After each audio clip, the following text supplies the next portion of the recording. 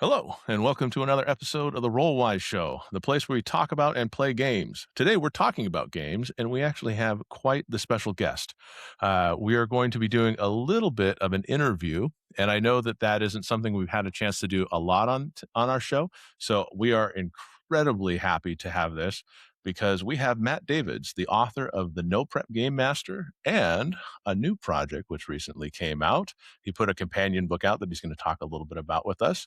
We're going to be going over a little bit about No Prep Game Master, and he's going to hopefully share a little bit of his strategies about how players can also be the best players that they can be for when they start playing the game, or even experienced players. They can get some tips and trips. Tips and tricks, there we go, to be the best players that they can be when they're at the table as well. So welcome, Matt. You can see that he is the owner of Dice Geeks and a blog. If you're interested in catching up with his blog and everything like that, we'll put all that information down in the show notes so you can see what other types of stuff he puts out. But not only does he publish books, he puts out tables. He's got some wonderful things, and they are books of tables. So there's plenty of stuff for you guys to add and augment your games. It is honestly a pleasure to have him here, and so we welcome you to the conversation. Welcome. Yeah, thank you so much. Thank you so much for having me. It's a pleasure to meet you guys and to be here. There's not much else I like talking about other than role playing games, so it should be a fun conversation. Yeah. Well, we're honestly happy to have you here because we read the book, The No Prep Game Master, and weirdly enough, The No Prep Game Master is one of those books that I think I saw it on Audible first. Mhm. Was the place where I originally had seen the book come, and I saw that it was actually a really reasonable price. Like when you think about like getting the most Audible bang for your buck, I saw the book; it was like $3, and I was like, okay, sign me up. How do I as a game master that's in the forever game master world, join in and get some tips on how to like reduce my workload? Because that's Mhm. truthfully I think that's like what we all as game masters like to hear, right? Mhm. Yeah, yeah. Um and and so I think that when we can start a little bit because you've been creating a long time. You said you started in the hobby very young, and you just mentioned because we were talking off stream, nine years old, which is I Yes. think a pretty good formative year to do that. But I think if I Mhm. recall from the book, you had actually mentioned that you really got into GMing because it wasn't something that everybody was doing, so you ended up kind of doing it. So it's kind of you kind of Yeah. had to GM because nobody else was Mhm. GMing. Yeah. What did that look like for you early on?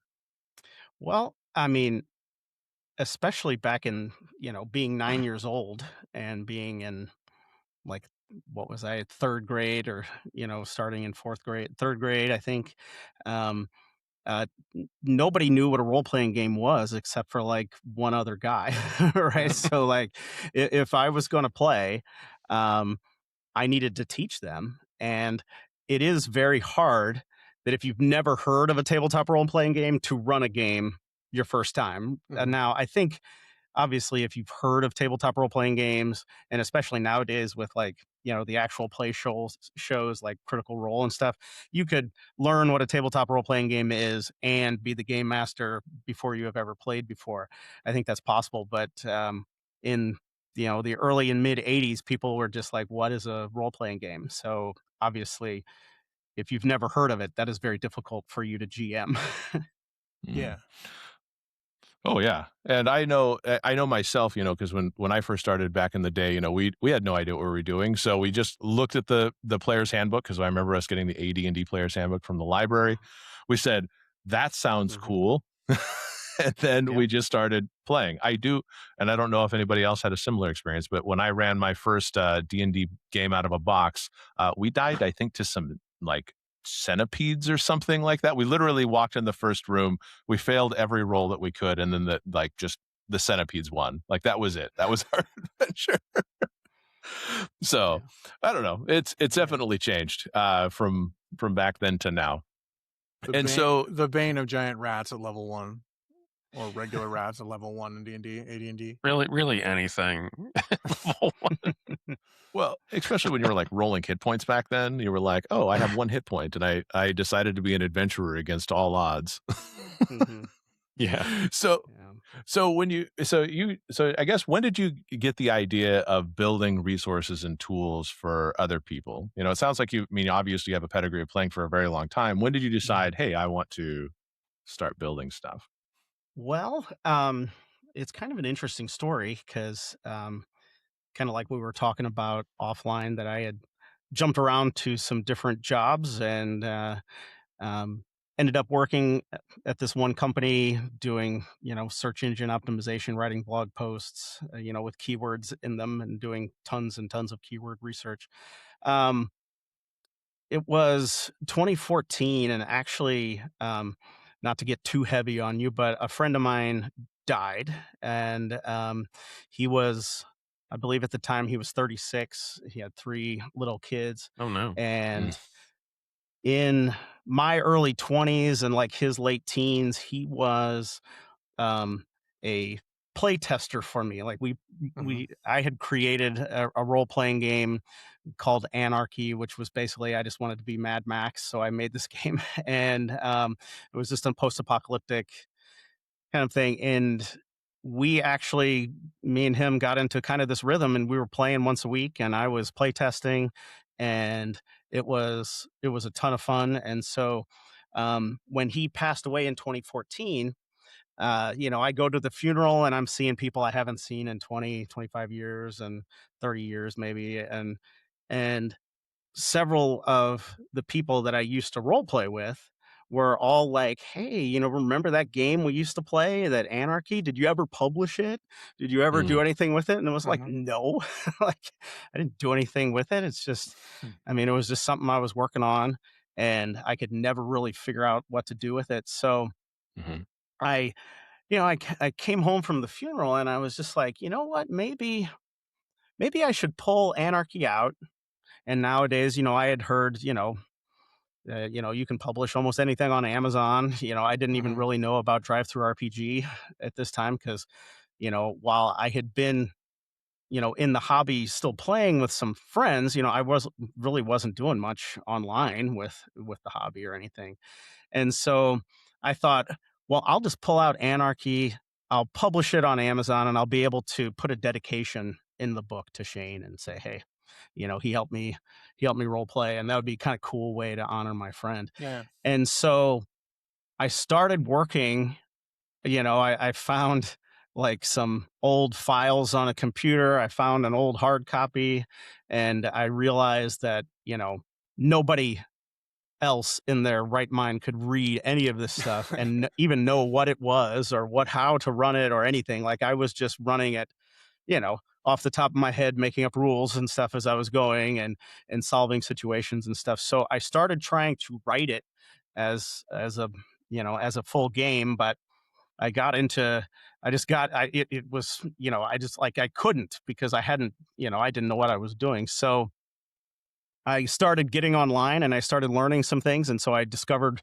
Drive Through RPG, and I discovered that the old West End game Star Wars system, when they went out of business, when that company went out of business, they released the D6 system that their Star Wars game was based Hmm. on. They released it as the Oh, open D6 system. And so I know Forgot that about that. system like by heart. And so I just was like, oh, okay. So I took the open D system and I transferred the whole game into the open D6 system, and I published it.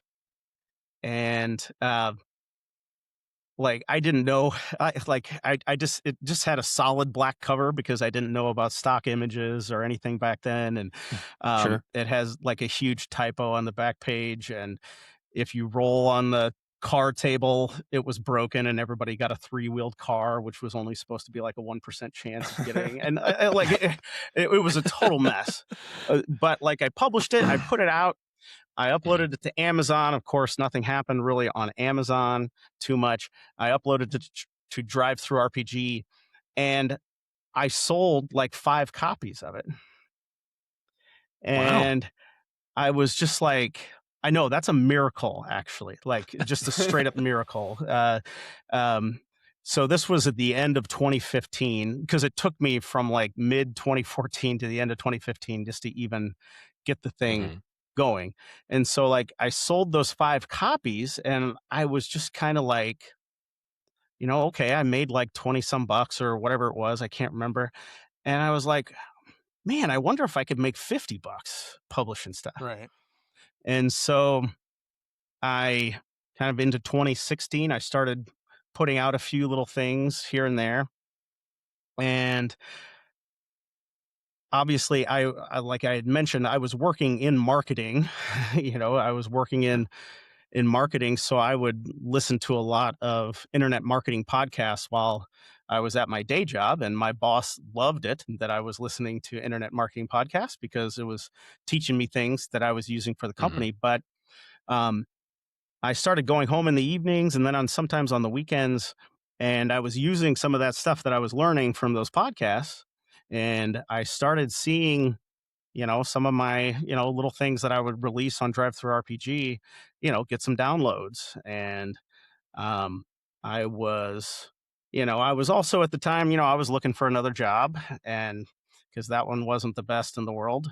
And then I I started, releasing a few things, and I started putting out some stuff, and I got to kind of the point to where I was making like $100 a month, just you know, having, I say it's kind of in the background. I was basically working 2 full-time jobs. I was working Right. my day job, Sure. and then I was coming home and I was working in the evenings and on the weekends. And I, at one point, I think it was around 2017 or so, I just decided to double down. So I stopped looking for another job and I just put kind of all my effort into Dice Geeks. And the end of 2017, beginning of 2018, I put together the first book of random tables, and I released that. I had published it on Amazon, and then right at the end of 2017, and then I published it on Drive Through RPG. I believe it was March of 2018, and um, it shot to number one under $5 because I was able to email my list, so because I started building a newsletter list, and I emailed my previous customers on Drive Through RPG. So I had that audience already that I was building up, and I was able to, it just shot to the number one, and it stayed there for almost a year. And Oh, wow. I was able to, I saw that kind of coming in, and I mentioned it to my wife. I was like, look at what this book is doing. And so she's like, can you make another one? And I was like, already working on it. And so I started working on the Book of Random Tables 2, which was some fantasy tables. And I got that one out quick. That one went into the top 10 as well. And, I spent 2018, you know, basically then having, a pretty legit part-time job income just off those books while I was working my day job. And once it, I think it was September 2018. That's when Amazon launched their ads on their platform. There's the search ads, and hardly anybody, if anybody, was advertising for Dungeons and Dragons back then. So I hopped onto the keywords really quickly, and um, by by about December or so, I knew I could quit my day job. And so I had to kind of hang in there because Amazon holds the money for 60 days. So I had to hold in there until about April, until some of the money came in. But those Amazon ads and then the books on Drive Through RPG, I mean, not only did they replace, they, it was making quite a bit more than my day job was making, which Nice. still blows my mind. Still blows my mind to these days. No, that's Yeah, that's an amazing congratulations. story. That is an amazing story. Congratulations. That is Well, very thank much. you. Thank you Yeah. very much. So, well, and I think that what's really cool about that is that it's like you found a really nice niche because there is. I mean, I think that there are some people that when they look at random tables, there's kind of a few different responses. Some people are like, the table never has what I need, or it throws like the GM may not be excited about the result, and all those kind of things. And so I don't think that there's a perfect table, but obviously since you started this back middle 2010s and you've been evolving your approach since then to now a full-time career, what has changed in your approach to making these tables, and how do you make them as good as you can? Well, yeah, that's an interesting thing because I have always loved random tables. I fell in love with the random tables back in the day when um, the what was it? The first edition book of Dungeons and Dragons had some crazy random tables in it, It and I did. remember what was that? They did. Yeah. Those early books, some of those random Yeah. tables. I used to just love reading them. I remember that very strongly. Yeah, and so I had loved those since then. And what was interesting is that, like I had mentioned a little bit, I ran a lot of the Star Wars West End games through the 90s and through the early 2000s, and they didn't have any random tables for that system. And so, or I shouldn't say they didn't have any. Some started coming out with right before the company went under and they closed down. But I always was remembering back to those D&D tables, and so I was running a lot of Star Wars, and, frankly, I had been the dungeon master for like 20 or, 25 years or something by that point, and I was tired, and so I made some random tables for me to use in Star Wars when I was running the game, um and my players went wild over them. I introduced them one time, and they could, the first time they were searching like a cargo hold, and I pulled out these cargo random tables that I had worked on, and they went wild over them, even getting junk. Like they love pieces Right. of plastic and O-rings, and all kinds of just junk, as well as, some other stuff I'd make up like Siderian flame gems or something that was actually worth, something. They went crazy over them. And so when I started making things for Dice Geeks, I thought I was going to be making role playing games or campaign settings, which I did. I put out a campaign setting called Realms of Understreet. I put out a campaign setting called The King's Road. I did kind of all of these things, but I started thinking, and I was just like, I need random tables when I run games, or I want random tables when I run games. So maybe it's not a huge market, but I bet there are some game masters or dungeon masters who want random tables. And I bet they're willing to pay a few dollars instead of taking weeks or whatever to make some random tables. And so I was kind of my customer, right? I was Yeah. like, I bet these are probably going to go.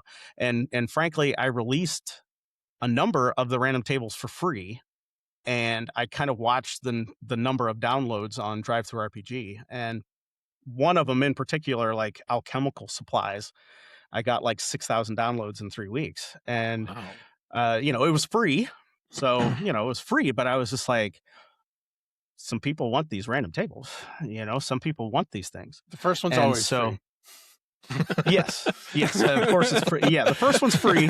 And then I put all those tables in a book and I sold it. Yeah. And That's how so, you hook them. yeah, exactly. absolutely. And there really Absolutely. is it's better to have those random tables for kind of within the philosophy of the no prep or minimum prep. It's good to have those tables for that sort of philosophy, so you don't have to think of everything. You can use them kind of on the fly. So you've done that Yeah. work, and that's a great resource to have. Yeah. Yeah. All right. So one question before we actually touch on the low prep stuff, because I think one of the things that it's really cool to see is that, speaking about the no prep game master, I saw on Drive-Thru RPG that it's a platinum bestseller there. So that's obviously a badge that's quite an amazing accolade and everything like that.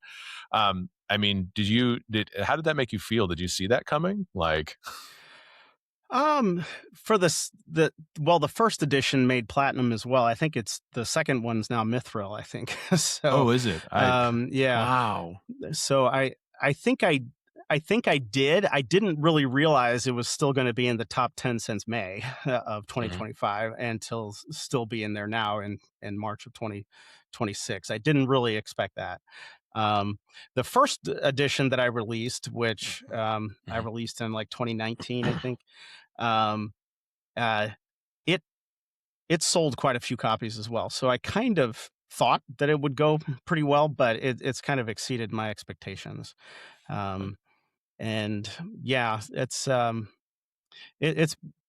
mean, it's always exciting to see that people are reading my Yeah. stuff. I mean, it's kind of a, one of those dreams as I was a kid, right? I mean, I think, people who take to tabletop role playing games, want to be writers or creators in some way, right? We're always trying to, get our imagination, out there and see what people say about it and things. So, yeah, it's really a dream come true. Absolutely. That's really cool. And sorry, I guess I must have looked at the first edition because I thought I saw Mm. platinum. I was like, wow, that's pretty amazing. And Yeah, to have the second edition is even Mithril, exceed that, which Yeah. is super cool. Yeah. My apologies for This downplaying it. close to adamantine. This close Oh, to wow. adamantine. Just a few more sales, and you never know. I just mean, a few more. honestly, that it's a kind of a resource that I think that the type of thing that you talk about when you talk about low prep philosophy and stuff like that, as a segue into that, if your guys are ready to talk about it, is low prep is kind of an interesting philosophy to me, because as a GM that is definitely over prepared so much, even as recently Right as here. Forbidden Lands, Yeah. where I was like, oh, I have this cool encounter, oh, this will be really fun, and they're like, oh, that looks dangerous, boop, boop, boop, boop, boop, and they just like immediately leave, and I'm like, We're level one Ah. characters in a deadly game. Just didn't seem worth it. Yeah. But so I mean, it's just you can definitely see that there's an idea that when you talk about low prep, you want your prep to be, of course, I think if somebody said like prep as much as you want to, like that's a fair thing to do, Yeah. but also at the same time is that don't be amazed, don't be surprised if you like go all in and then the PCs don't engage with the content that you created. It's not necessarily wasted content. Maybe it just surfaces for another game. But could you describe the core argument that you have for the low prep philosophy, and especially for game masters? No prep philosophy, no prep. No prep, I should say. No. Yeah. Yeah, absolutely. I mean, number one, that if a player in a tabletop role playing game can show up without having done anything and play in a session of a tabletop role playing game, I want the game master to be able to do the same thing. Because I hate hearing that sessions were canceled because the game master wasn't prepared. I absolutely hate hearing that, because I want people to play role playing games and have fun. So one of my keys is that I just want a game master just to be able to run a game right off the top of their head. If people are hanging out and they're having dinner and somebody says, hey, do you still play D&D, or do you still play, Shadowrun, or, whatever it is? Do you still play that? And you say, yeah, I do. And they say, could we play? Just like you might play, Monopoly or Uno or whatever whatever game you're doing. I want the game, the person to be like, yeah, I can run something. Let's play. As long as you have 3 hours usually, let's play. That's what I want to happen. And I also, I don't know, I want the pressure and the stress of running games. I want that taken off the game master, because I hear that a lot. And now, especially as I've started doing a few conventions here and there and having a table and selling my books, I will hear things like, yeah, we were going to play Wednesday night, but I couldn't because I had to work extra at my job and I just wasn't able to prepare. And I hear that all the time, or, oh yeah, something was going on with the kids or whatever, and I just didn't have time to prepare. Well, I say run it anyway. Run the game anyway. Don't necessarily prepare. Um, and of course this is an option for people, right? Like, Mhm. like I say in the book, I tell game masters not to take notes, and I say things like that. But like, these are all options for people, and I want people to know that that is available, because some people who are game masters, dungeon masters, they're just like, well, hey, this was how the person who ran games when I was a kid ran games, and this is the way I've been running games since I was 13 years old or 15 or 18, and here's the thing, and so I need to spend this much time in prep, Mhm. when you don't really have to. um, and so I want that pressure and that stuff taken off of game masters, and Mhm. like I said, having been a forever GM for you know Forever. I always have to add an extra 5 years onto things. I said 20 25 years, 30 years maybe, having been a forever GM for that long. Now, I will have to say that COVID kind of changed that, and I've had a lot of people who are now running games for me. So I just usually run a game now Yes. if I want to run one, which is amazing. Um, uh, but being that forever GM for a couple of decades, Mhm. I got tired, right? I Mhm. was tired. Yeah. I was also bored. I was bored. Like, I would know the end of what we were doing, of the adventure or whatever. I would always know who the murderer was or whatever, whatever we were doing, or and I got tired of knowing that stuff. Like, I wanted to enjoy like what players get to enjoy. I wanted to see things unfold and not know where this was going. And so that's the way I started running games that way, just so I could be surprised. And so I could, feel that kind of discovery right along with the players. And I totally understand that that's not easy to do. I've been running games since I was 9 years old. That was a long time ago when I started. I had a lot of experience doing this.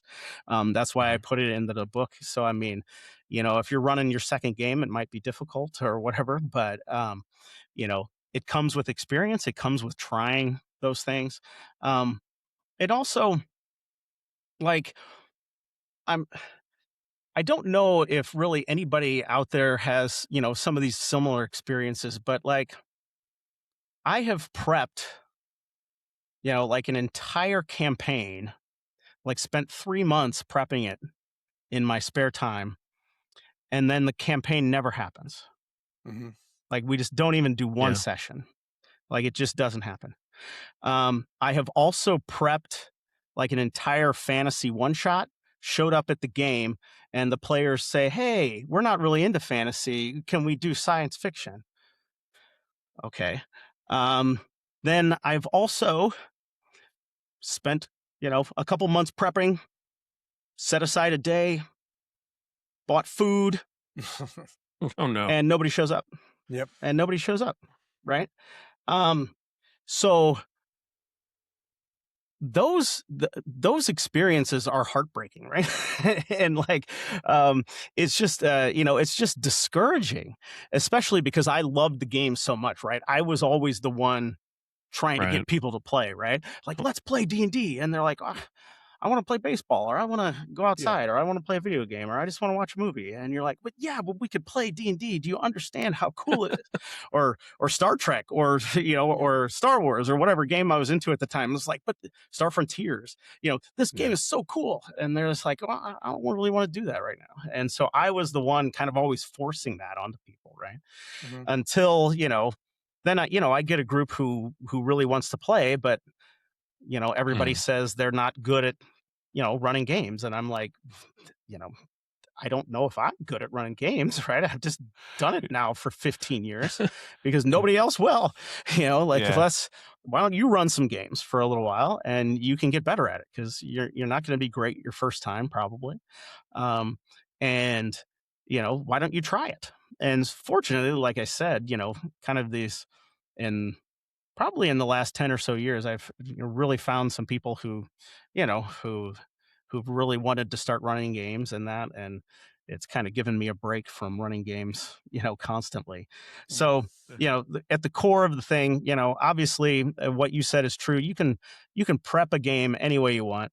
You can not Mhm. prep. You can, write a notebook. You can do whatever you would like to do to Mhm. get ready for a game. But um, I just wanted to, kind of put down some things and articulate some ideas that say, hey, look, you can run a game just by starting to think about it Mhm. in 5 minutes and just being like, okay, make your characters. Oh, your background is this, and start thinking, okay, well, maybe I can use that as a hook or whatever. Maybe I can use that as something. Mhm. So that's really what I wanted to get across. And I know everybody's going to do things differently, but I just wanted to make sure, you know, that you have permission not to Yeah. prep. You Right. have permission. You also have permission to run a bad session. Um, I mean, Wait, those happen? seriously, What? No, I'm kidding. yeah, I'm kidding. yeah. I mean, if Hollywood screenwriters can get paid millions of dollars to write a bad story, I can do one for free. you know, Right. um, This This is is true. true. you Oh, know, and and so if you enjoy the game and your players enjoy the game, Mhm. it doesn't matter if you botch something or blow something or have to retcon, 10 minutes of something because you forgot a rule or you just Mhm. make up a rule. If you're enjoying the game, nobody cares, And right? And Right. um, and so that's what I want to communicate to people. yeah. That you don't have to put this, Yeah. huge amount of pressure on yourself. I think what's really good about the book is codifying ways to minimize your prep, that elimination of the barrier to entry, and really, again, kind of giving ideas. I know it's weird, but like that permissive aspect of being like, hey, you don't necessarily need to write a 40-page essay on writing an adventure. Like hearing that from somebody else is really nice, especially now because there's that, because like that was the impression for a long time. So yeah, Well, I think that was well, it great. was, and the hobby was full of stories of people. It's amazing when somebody creates their own world. It's amazing when somebody creates their own offshoot of a game. But those people are the exceptions, I think, rather than the rule. And in a hobby where the storytelling, really, I'm more and more convinced the older I get, should be collaborative. It's really weird to put 80, 85, 90% of the work on one person and everybody else just kind of shows up and bumbles through. As as the guy who plays the most and GM's the least in our group, that's how I feel sometimes, you know. It's really unfair, and I love the idea that in a way you were giving permission to people to. It's okay to back off a little bit. It doesn't mean the game's not going to be fun. At the end of the day, if everybody had fun at the session, it doesn't matter what the rules were. It doesn't matter who did what. It's that we all got together and had fun. That's always been Mhm. the goal for me. Mhm. No, Oh yeah. I agree 100%. And I think maybe, maybe I can't explain certain things in the book because I'm still learning how to be a writer or whatever. I can't explain things very clearly, but like, I think like the collaborative aspect that you said was right. Like, I thought, I had to create an entire world. When I was younger, I thought I had to have it all, including the gods and Sure. the continental drift that happened a million years ago, whatever. Like I thought I had to have all of the stuff, you know, and I learned most of this stuff by trial and error, right? Like I was in the middle of a session one time, and the Mountain Dew stopped working or whatever, and I'm just sitting there, and somebody's like, what's on that island over there? And it's like, you tell me what's on that island over there.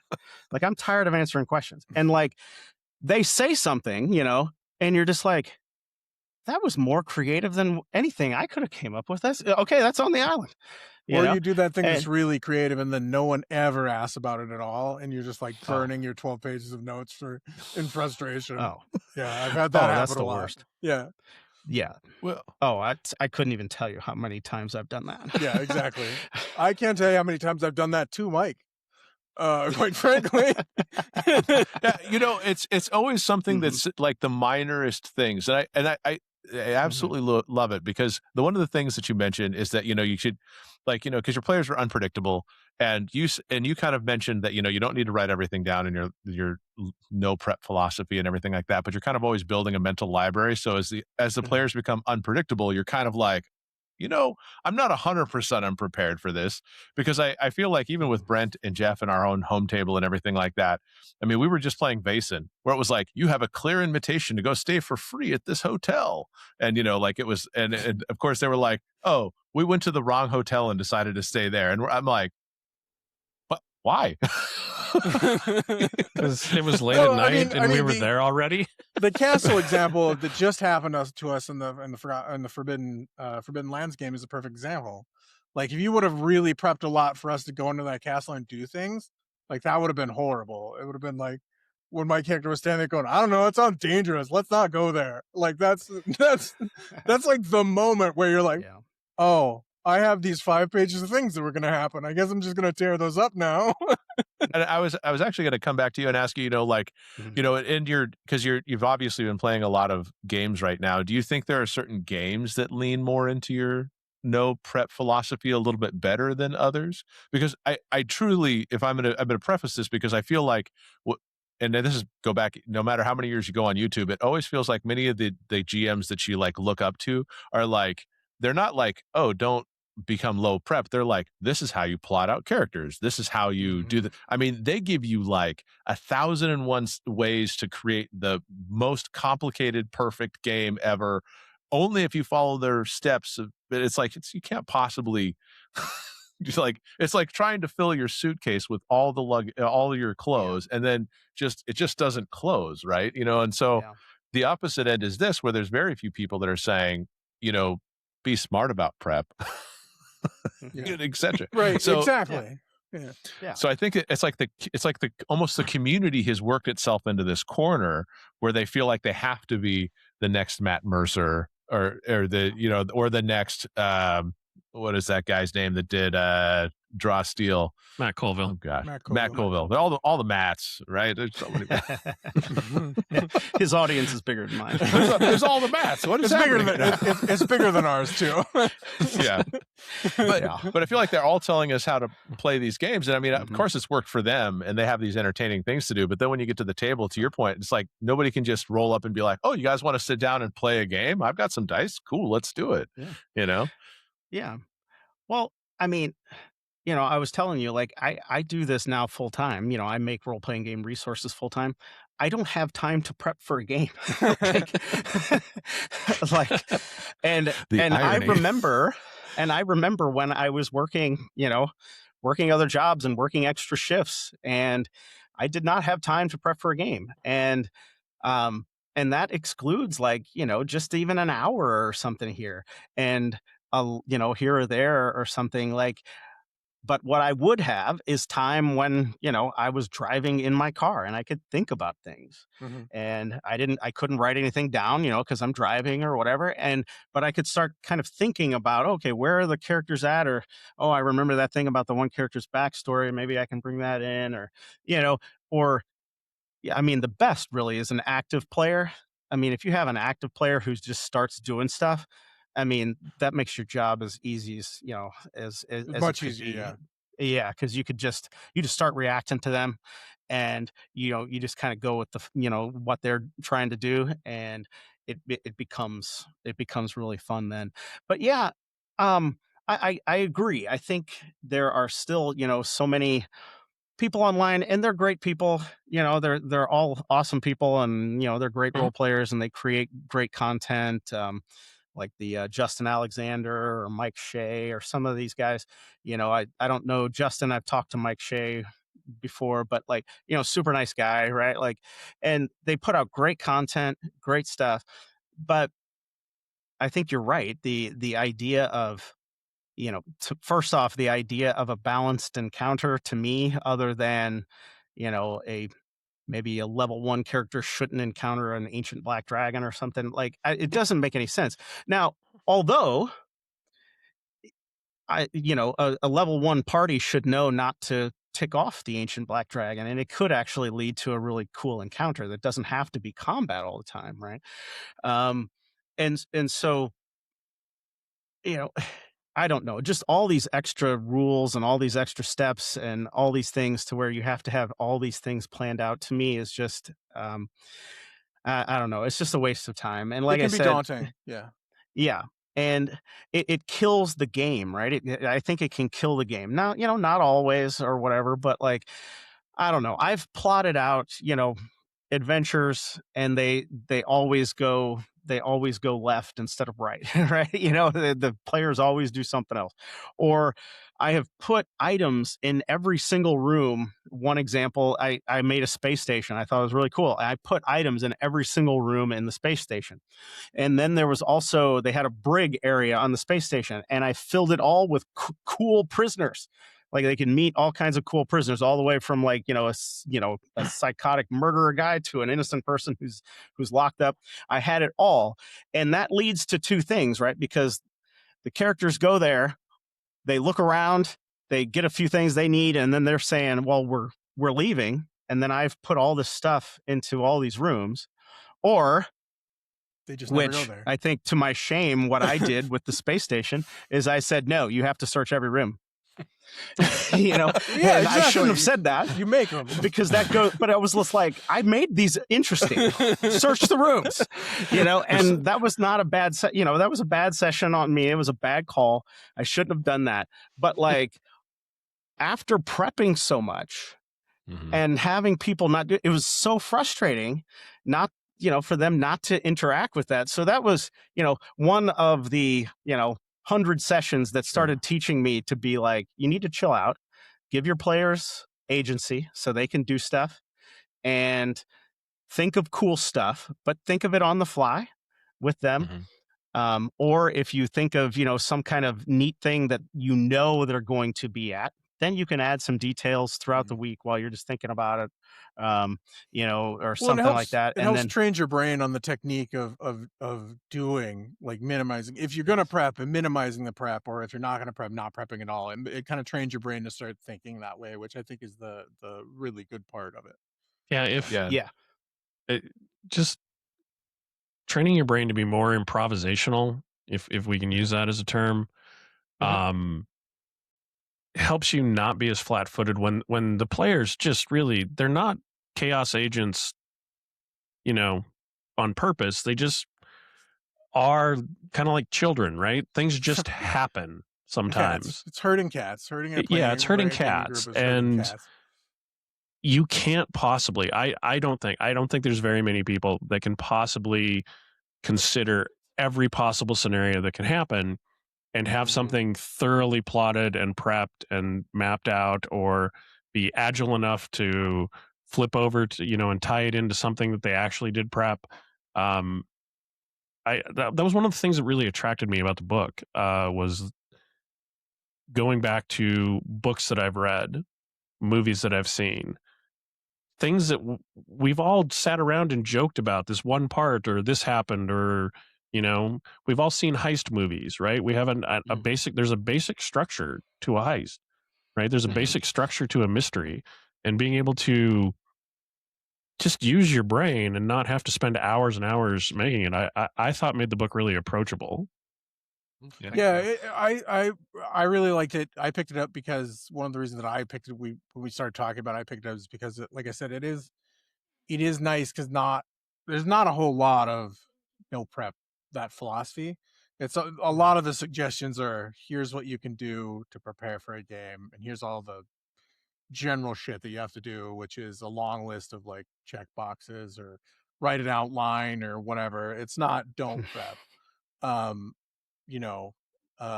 think the only game I can think of that says that implicitly is Powered by the Apocalypse, has a blurb in it about, like, don't ever prep for this game. But you don't get that very often. And it's usually not just a, like, standalone, like, this is an all, like, applies to everything sort of situation, which I think is really what really is a draw for the book to me, and eliminating that pressure that you have a tendency to put on yourself as a GM. So that was nice. So, out of curiosity, now I'm always, I've been trying to reduce my prep, I think, in terms of just, here's my typical thing is, if I'm, like, running an adventure, like right now we're looking at Coriolis, and we have the 3-book icons thing that they're doing. And so I'm reading through it, but I'm not trying to, like, overcommit to it, like a linear line and all that kind of stuff. But when it comes to the individual sessions and stuff, I'm curious as to, for your games that you're still running and all that, do you have what does your go into the game look like? Do you just kind of go in cold, or do you have like a binder that you bring with you that's already everything all put into one place, or how does that look for you? No, not really. I mean, now I have lots of books of random tables that I can draw from now. So I'll have those That's kind of ready to funny. go. So I'll have those kind of ready to go. Um, but no, I'll usually get maybe a general idea. Sometimes though, um, I have just really gotten into um, just saying make whatever characters you want, and we're in the Forgotten Realms or we're in wherever, like kind of the standard thing. But I'll change stuff if I want to, and just make your characters and let me see what you got. And so I'll do that a lot. I have a couple that I've done recently. We did a Cyberpunk Red game, but I set it in Lagos and Africa because I create stuff all the time. So I wanted to create it and I wanted to set it in Africa. So I basically said, hey, it's like Night City, but it's Lagos, and there's 100 million people that live in the city now because of the population growth. And players seem to really enjoy that and kind of get with it. And so I that was other than that, I mean, Cyberpunk Red, I created the handler or whatever he is. It was Mm, a killer whale that was cybernetically enhanced and uplifted, and so nice. they would hand that it was called the Admiral. He called himself the Admiral, and he would hand out missions. So um, that I had kind of a mission thing, but like the missions, I just started making them up as we were going. I just maybe had an idea and said, "Hey, go contact."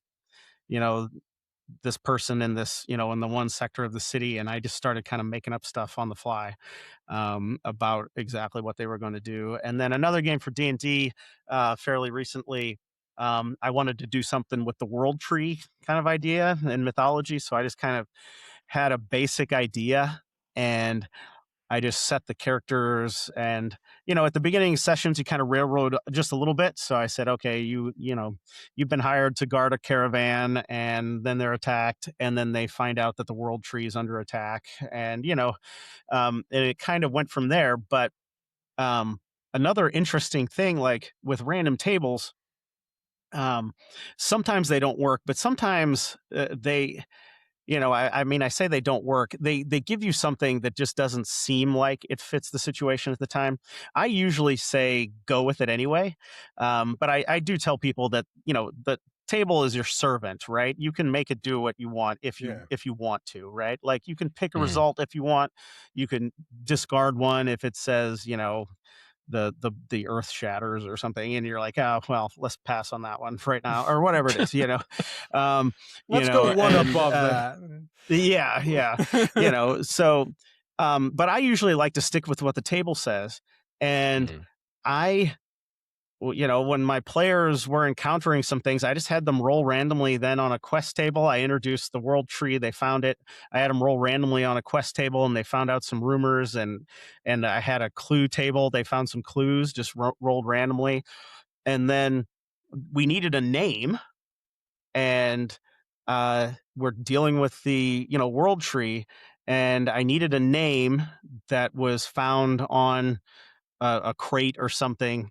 And and I just had them roll on a random table, and it came up with the name Thornley.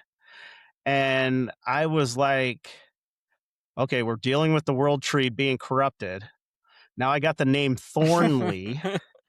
And I was like, well, that's the villain. Or, and I don't know what it is. I still don't know exactly what it is.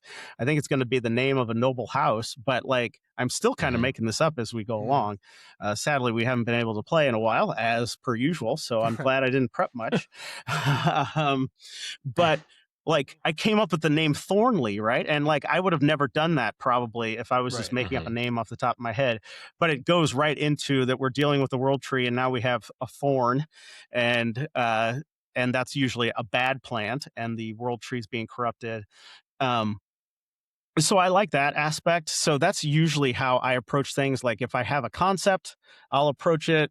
But usually, um, I just like I said, I got so bored of knowing the end and knowing the world and trying to come up with stuff, I usually just let creative players make some really cool characters, and then I'll see where that takes us, or, a little about the world. Like I said, it's like it's pretty much Forgotten Realms, but I might add some new cities and, stuff in there. Or, if we're playing, Star Wars or something, it's just like, um, it's, it's Star Wars, but you're not gonna, you're never gonna see Luke or, or whatever. You're That was just gonna another do thing kind of your own thing. I really like about the book that I don't think people hear enough is that you have a plethora of like media and movies and stories that you've ingested.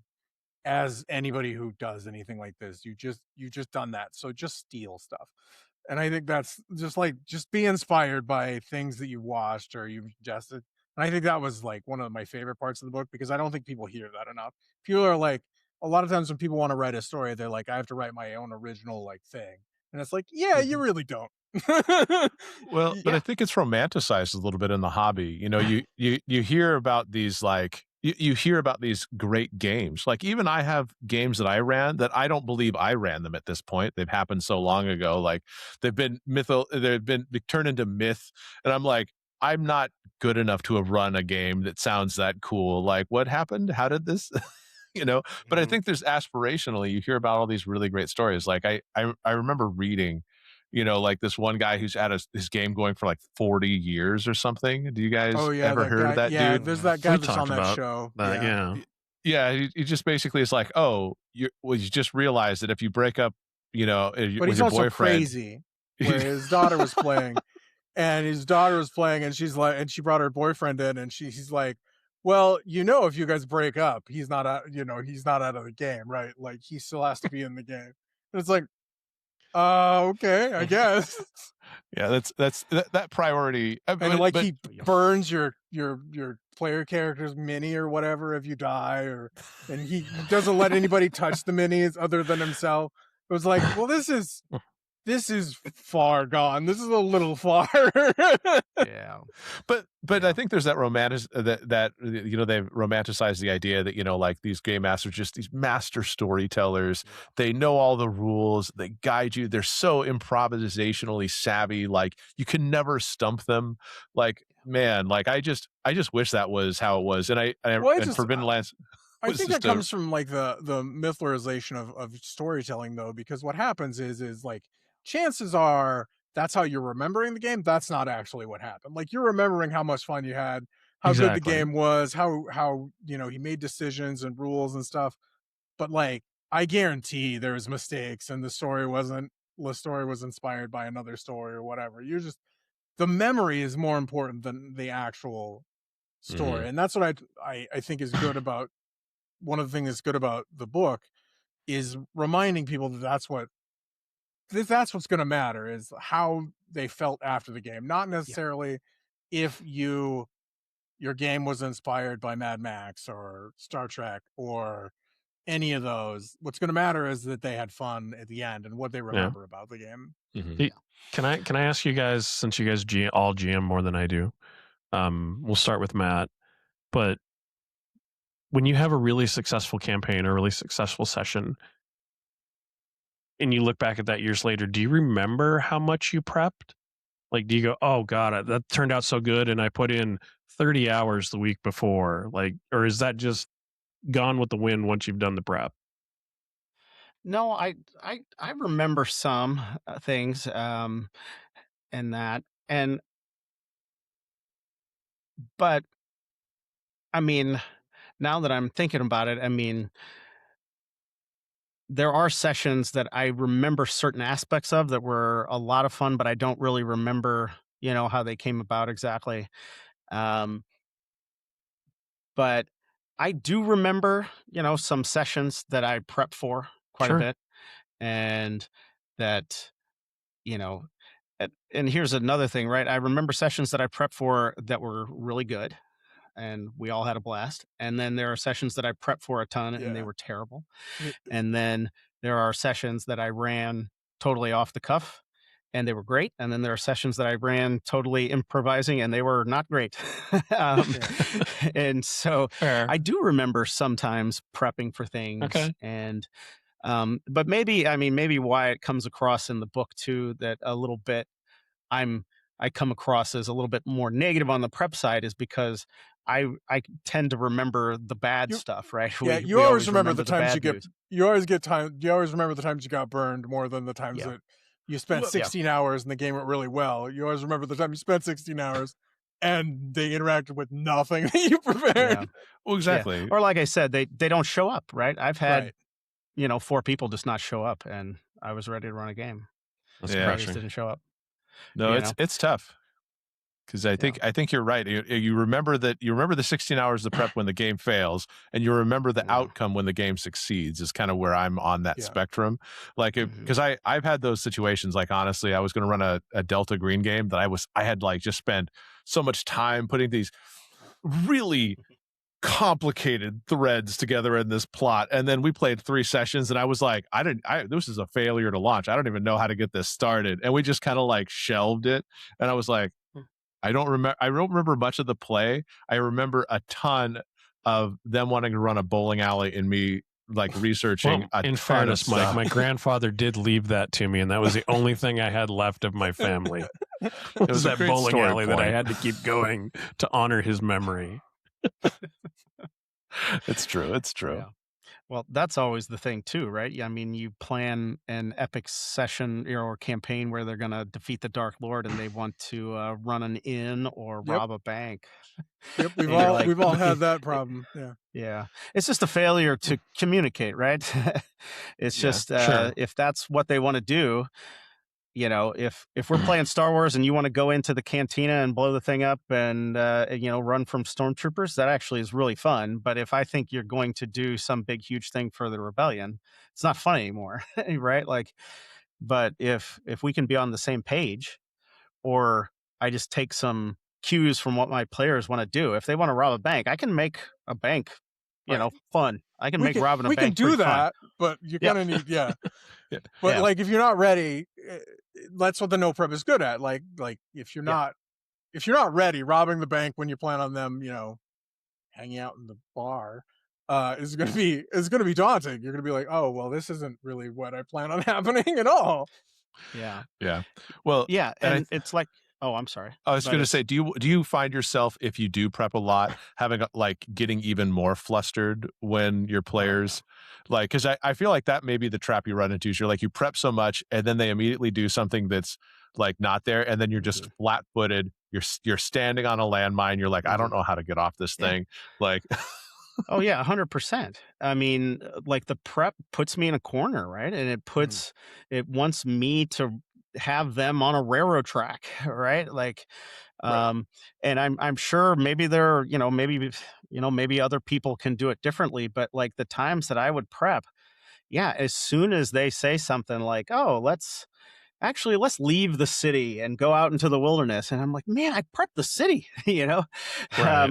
but if I prepped the forest, they'd want to go to the city, right? Exactly. Yeah. So it just and I think you're right too, and then it also kills my ability then just to feel like I have permission to start improvising things and to say, oh, okay, so you want to rob a bank, you don't want to go and talk to the Duchess about getting, access to her secret library that will, you don't want to do that. Okay, so you want to rob a bank. The Duchess and the secret library is actually really cool. And it's really cool, but you don't want to do that. You want to rob a bank. Okay.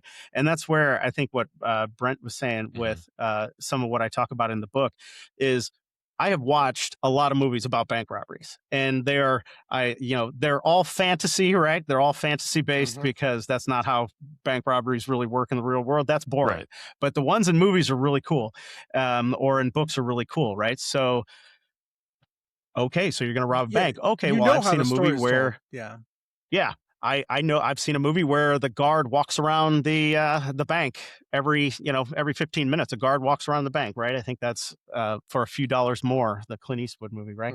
The guard walks around the bank, so you have to get in there behind there, right? And get into the bank vault while the guy's walking around or whatever.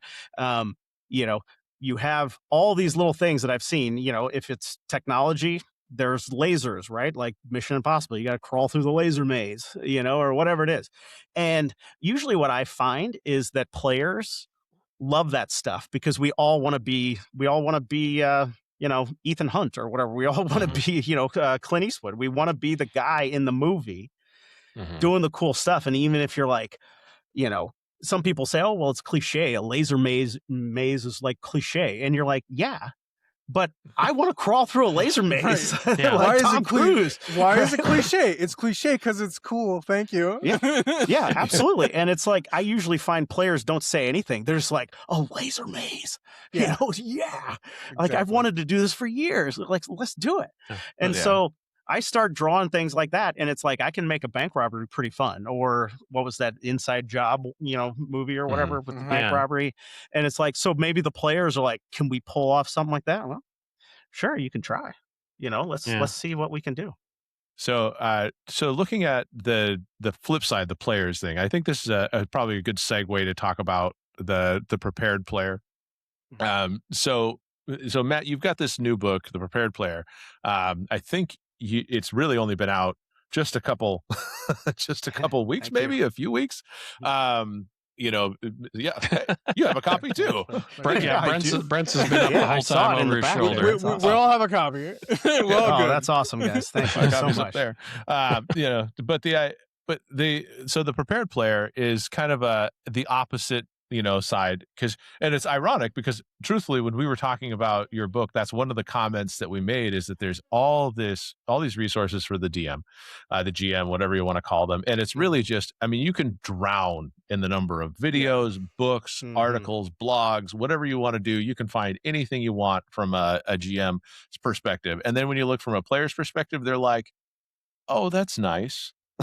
Yeah, and so just try and show up, okay? That's really what I would like you to do. Just bring a bag of Doritos for the love of God. You just show up, really. And you showed up, my friend. And so why do you think the hobby just doesn't cater to the player side as much? From your perspective, why do you think that is? Well, the game master is the one who wants to play the game. The game master is the one who buys the books. The game master is the one who organizes the session. The game master is the one who twists people's arms to play their game. I'm talking a little, a little exaggerated there, but that's what it seems like, right? We know from seeing sales numbers of D&D that game masters buy the books, right? Players don't buy the book. That's why Wizards of the Coast keeps trying to put out awesome player books saying, you're a player, buy this book. We will make more money if you buy this book or whatever.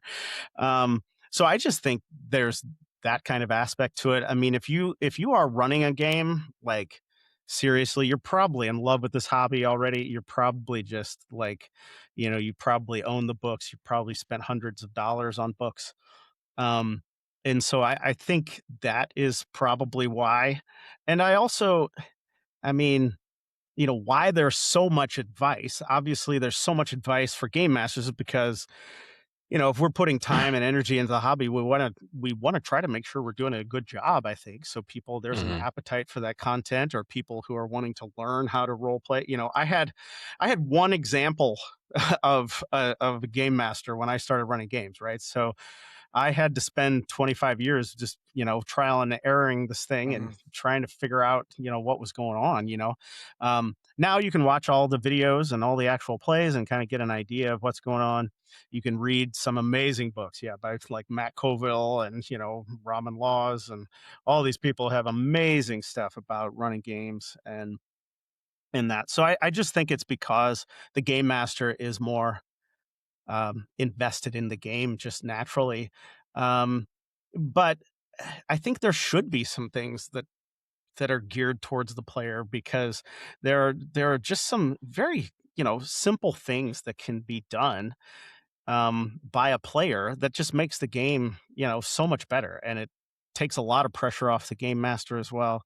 Um, that I mean, just like if you just let the game master read his description or or say their description of the place, like that is like, I mean, you're my best friend if you would just let me get through the 30 seconds of description of the room without interrupting me, please.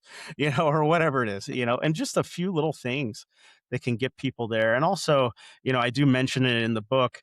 Um, we have the Mercer effect, which is where players expect their game master to be, a professional voice actor, have a Hollywood produced, you know, actual play session, and walk into a set that looks like a potion shop or something, in their Mhm. living room or whatever.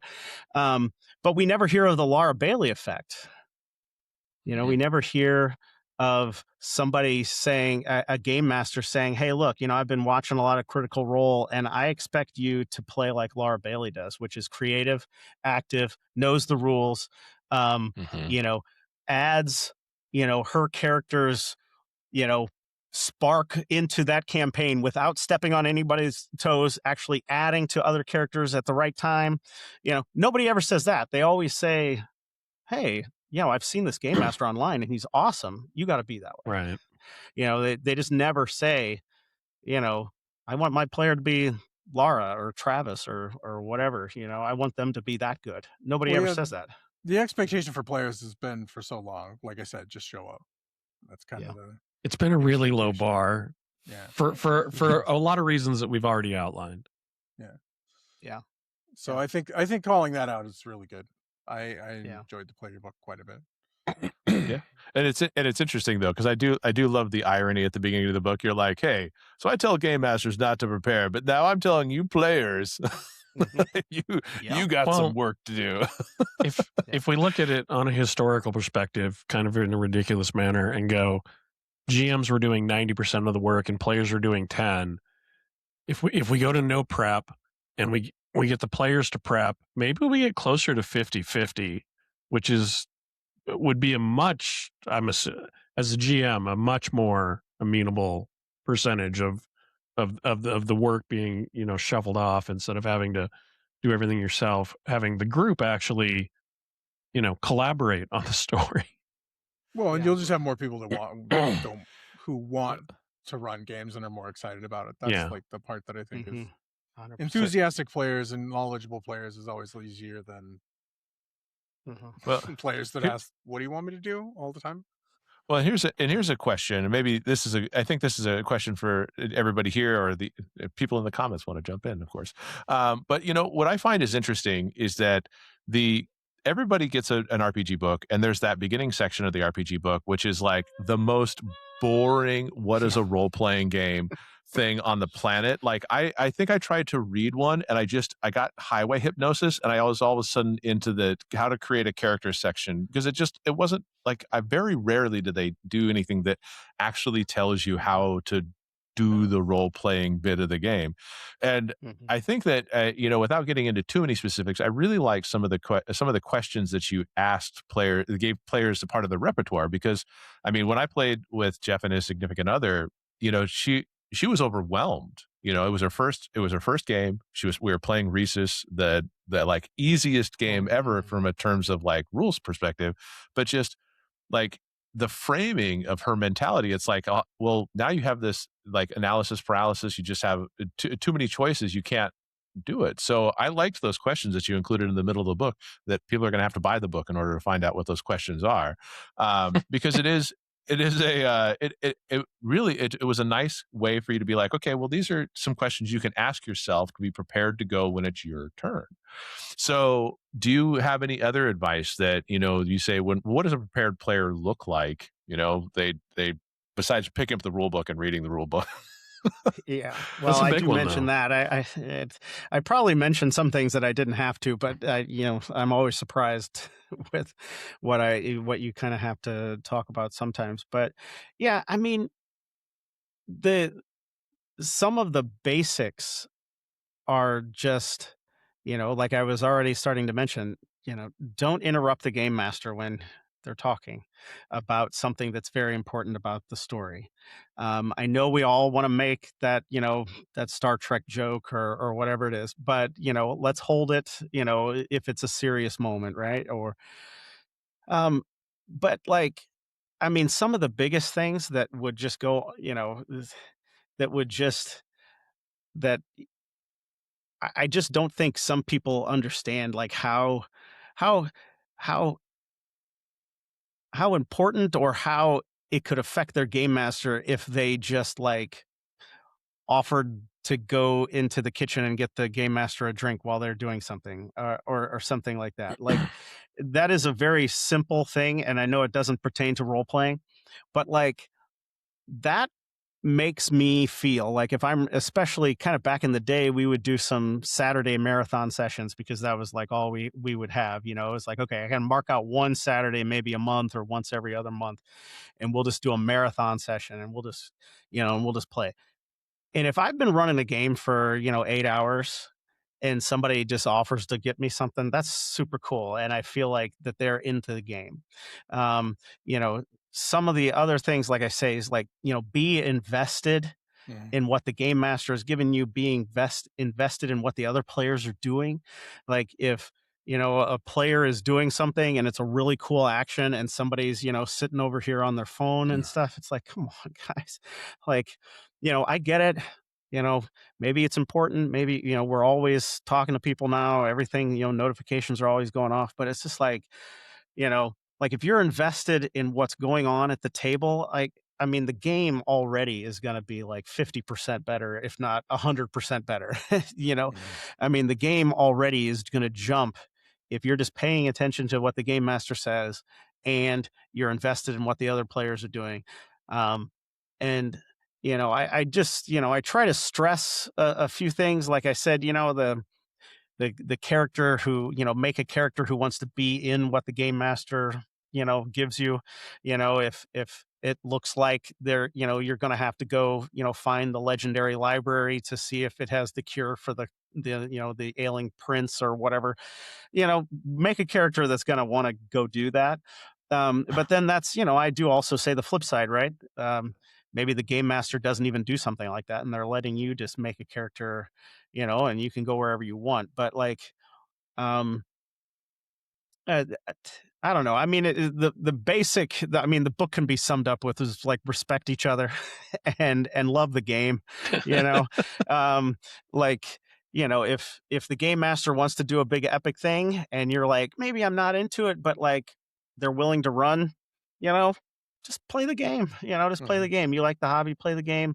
Maybe, I mean, campaigns don't usually last that long, like not like the 40-year guy. They usually only last 10 sessions or so, then it's like, then you can, or, one thing that I really do tell players and, if, you want to make certain kind of characters and you want to do certain types of adventures and you want to play certain types of games, you need to run games. You need to be the game Right. master, That's a famous quote because from one of my forever GMs is, "Oh, you found a new game you love? I hope you love running it because you're probably going to be the one that has to do that if you really Mhm. love it." Oh yeah. Yeah. Oh yeah. Well, that's the meme from even before there were memes. Is if you Yeah. bought the rule book, you run. you Yep, know? exactly. Yeah. "Oh, that Oh sounds like yeah. a good game. Good job. You get to Yeah. run it now." For- Yeah. It sounds really cool. And it's like, are you telling me to buy the game so I can run it? Yeah. Because that's what people would do to me. Yeah, yeah, I had a few of those too, yeah.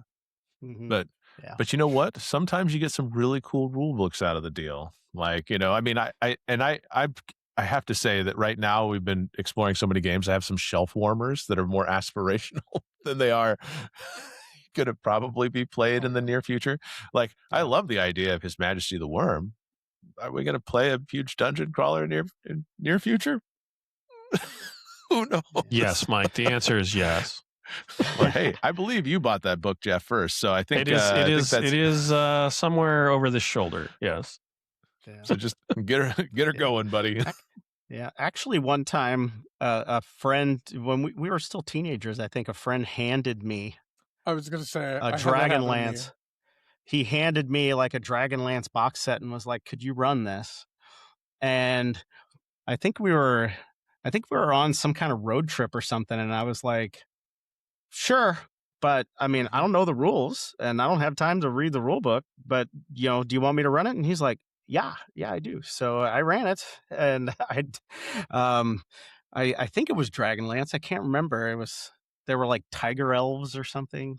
They wore like tiger's skin or something. I had that same thing know. happen to me where a guy's like, so I found this new game. It's really cool. Here's the rule book for you. Oh, thanks. I appreciate you handing me homework. That's always good. I'd like to play in 3 weeks. Do they even bother to disguise it as like, oh, hey, I bought you a present? Nope. No. It was just like those that would have been done. nice. Yeah. Hey, happy birthday here. Just the expectation of the work.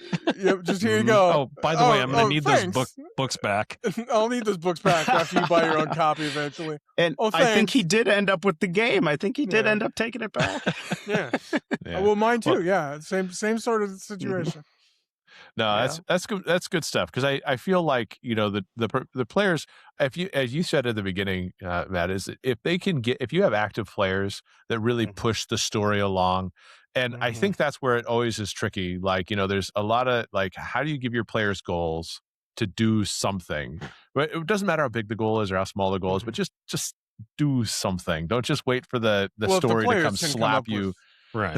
If the players can do something, like come up with something to do, is always like it's that investment thing. If it's their idea, they're always more invested. So. Yeah. And that's always tricky. Yeah. And if they put you into a position to where you're reacting to their actions, the game becomes easy to run. And you can just start throwing complications into their plan. They want to rob a bank. They want to sneak on board that ship that's in the port. Once they start doing something, it's like, okay, I've read this book and I've seen this movie. So here are these things. Here are these complications. I know I got to make it hard for them. I'm going to make it challenging. I'm going to throw all these kind of complications. And once I'm reacting like that, I mean, the session just takes off. And then at the end of the session, they were like, that was so cool. Like, where did you come up with that? And it was like, hey, man, you said you wanted to sneak on board that ship. And I just gave you some complications that were, that I saw in a movie or whatever. 40 years of 80s B movies. That's Oh, yeah. Exactly. I mean, that's a treasure trove, man. 40 years of movies you've never heard of, I can guarantee it.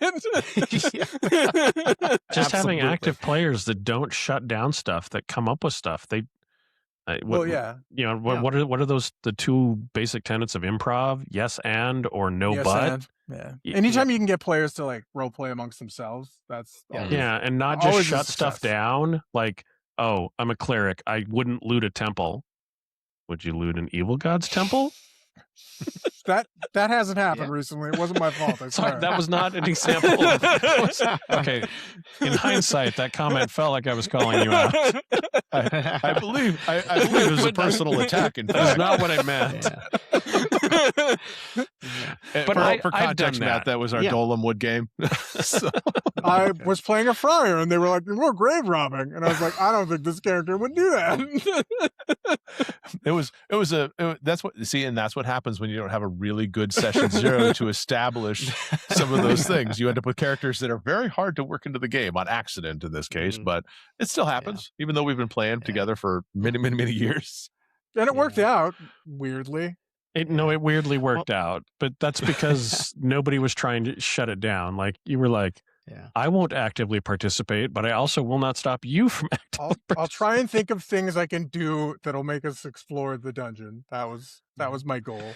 Yeah. Well, that brings up another point like we were talking about with random tables, or I remember you mentioning when you talked about the book the first time, like say a player rolls on a random table when they're searching a dungeon room and they get an old boot or something like that. That's a worthless item.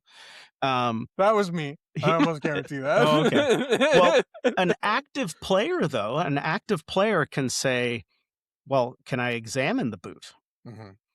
And then as a game master, I'm like, sure, roll something. And I can put that behind a roll because I don't have any story. Like if they roll a 1 and say, oh, it's just an old boot, it didn't stop any story because I haven't planned anything. But say they roll, a 17, inspecting the boot. And I can say, actually there's an inscription on the heel that tells the cobbler's name and what town he's from. And they're like, well, what's his name and what town is it? So I'll get out some more random tables. I'll roll a name and I'll roll a town. And they'll say, well, do I know the town? And they roll again. Maybe they get a 16. And I was like, oh, yeah, you do know the town. It's, how far away is it? Yeah, I Take was a going to mention. I D10, was going to mention and earlier roll it. that as you use the tables, like it's a skill, right? Like, Yeah. it's using the tables is a thing. Like I haven't used tables that much, so like it's harder for me. But like I could see using the tables and building the skill to use them, like Mhm. chaining them together and using them. And I think that's a good point. So thank you. Yeah. Mhm. And Yeah. so that can just lead to some whole new story, Mhm. where they're looking at a town for a cobbler who made a boot, 100 years ago and sold it to an adventurer because, of course, his grandson has a ledger of all the people they've sold boots to for the last 100 years or whatever. And, um, and, and I think you're right too, that also with a table, sometimes getting a weird or a result that doesn't seem like it fits at first can sometimes lead to something that can be really good. Maybe it doesn't, but I think it can. And also, like I said, I was bored with knowing the story, so Yeah. I'll roll on random tables and Mhm. get results and say, okay, well, yeah, I've done the bounty hunting thing now, 8 times in a row. This one we roll and it's something totally different. Oh, okay. So that'll start making me think outside of kind of my comfort zone of something that I can run, Yeah. blindfolded or something. Mhm. It And it's starts that pushing me working on creative. it's in working on that improv part, which I think Yeah. is Mhm. yeah. Mhm.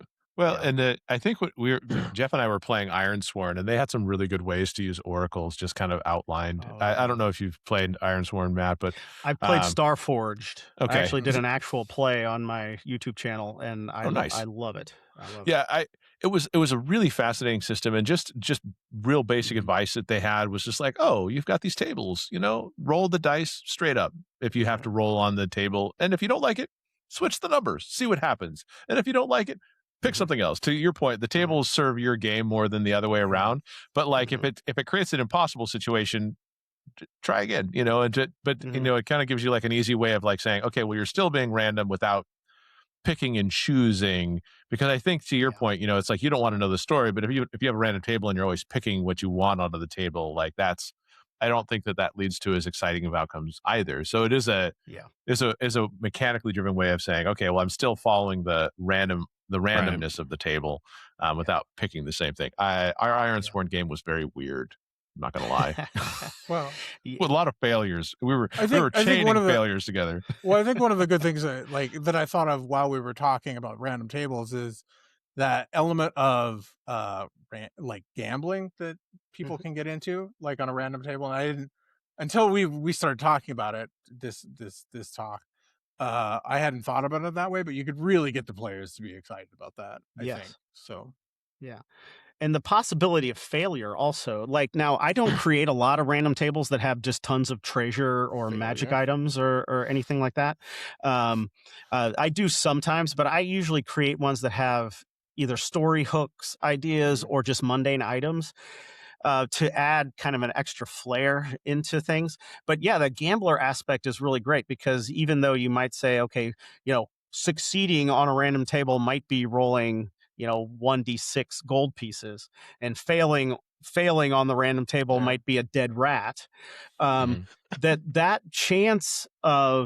that chance of failure, as it were, the chance of getting something that is a worthless item enhances the effect, right? It's just like I think it's the old the Twilight Mhm. Zone episode where the gambler he walks outside the casino and gets hit by a bus or whatever, and he wakes up in the casino and he's winning and he thinks he's Mhm. died and gone to Yeah. And heaven, all. but Yep. actually he's gone Yep. to hell because he can't lose. Yep. So all of that fun is just like that thrill of placing the bet with the possibility of losing is gone. So he's in hell, right?